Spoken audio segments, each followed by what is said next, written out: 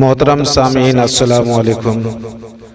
جیسا کہ میں نے یہ سلسلہ شروع کیا ہے صرف 5 منٹ کا مدرسہ والا، سفر مہینہ سے میں نے شروع کیا ہے اور یہ جمادی الاولیٰ چل رہا ہے، جس کا قسط نمبر 1 سے پھر شروع ہوگا اور 30 تک چلے گا، اور امید ہے کہ انشاءاللہ آپ لوگ ہم بھی فائدہ اٹھاتے ہیں اور آپ لوگ بھی اٹھائیں گے۔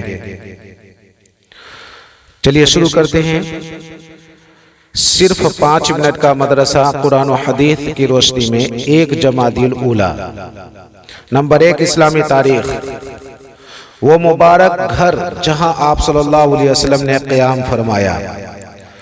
رسول اللہ صلی اللہ علیہ وسلم جب مکہ سے ہجرت کر کے مدینہ آئے تو یہاں کے لوگوں نے آپ صلی اللہ علیہ وسلم کا پرجوش استقبال کیا۔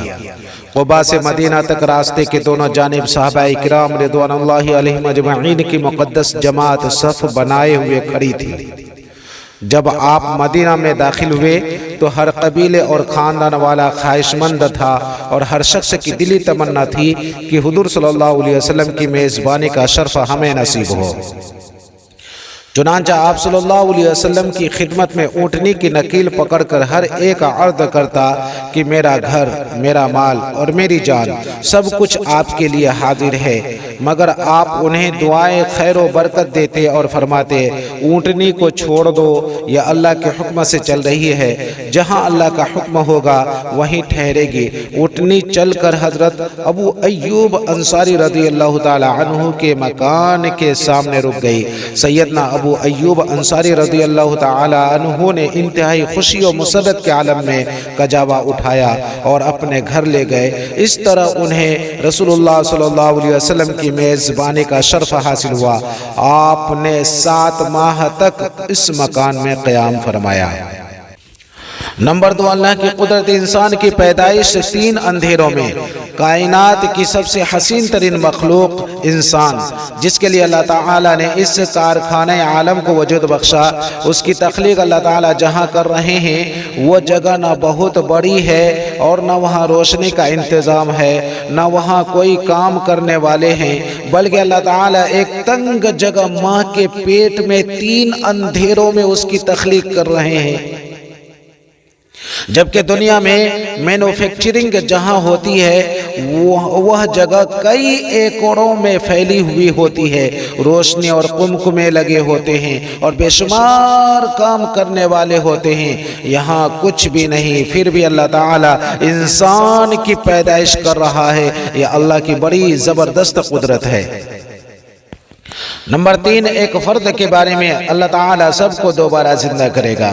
قرآن میں اللہ تعالیٰ فرماتا ہے اللہ وہ ہے جس نے تم کو پیدا کیا اور وہی تمہیں روزی دیتا ہے، پھر وقت آنے پر وہی تم کو موت دے گا اور پھر تم کو وہی دوبارہ زندہ کرے گا۔ سورہ روم۔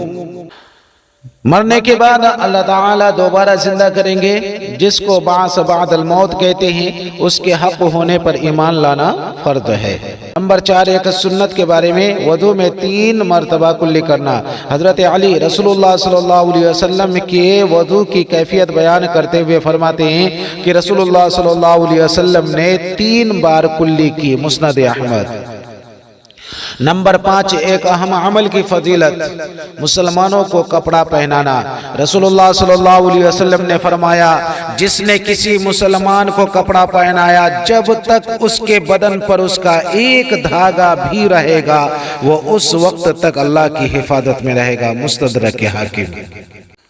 نمبر 6، گناہ کے بارے میں والدین کی نافرمانی اور ظلم کرنا۔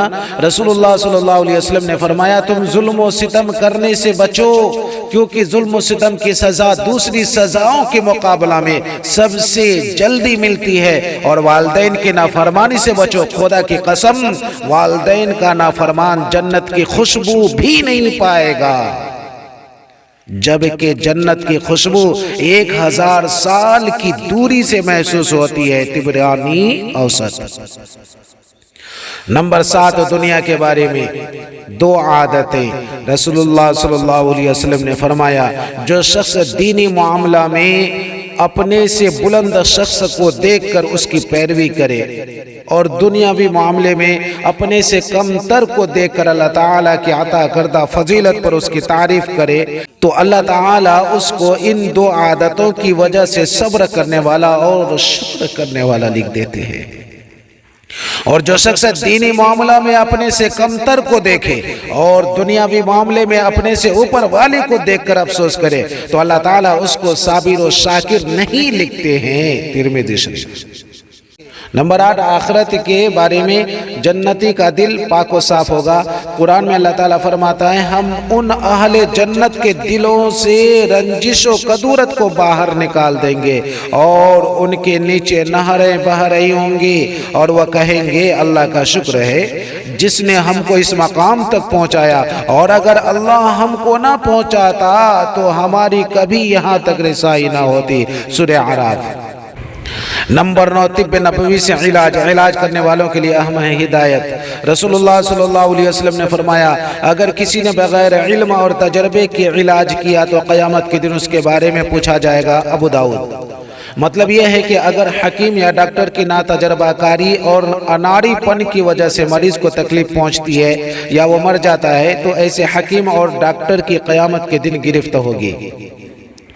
نمبر 10، قرآن کی نصیحت۔ قرآن میں اللہ تعالیٰ فرماتا ہے ایمان والو جب تم میں سے کسی کو موت آنے لگے تو وصیت کے وقت شہادت کے لیے تم مسلمانوں میں سے 2 انصاف پسند آدمی گواہ ہونے چاہیے۔